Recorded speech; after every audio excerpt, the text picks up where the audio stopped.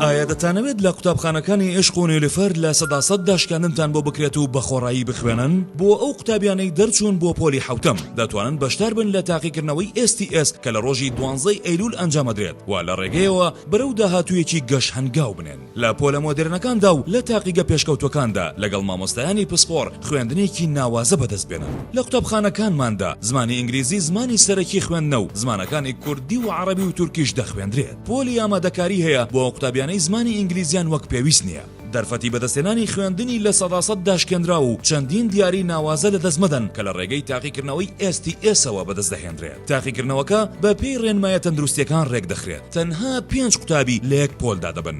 لە بیرتان نەچێت ڕۆژی 10 ئەیلول کۆتا ڕۆژی ناوتۆمارکردنە. ئەو قوتابخانانەمان کە دەتوانن ناوی لێ تۆمار بکەن. قوتابخانەی عشقی کوڕانی بنەڕەتی ناحکومی 0751 810 2002. قوتابخانەی نیلوفەری کچانی بنەڕەتی ناحکومی 0751 810 2004. قوتابخانەی عشقی سۆرانی بنەڕەتی ناحکومی 0751 810 2005.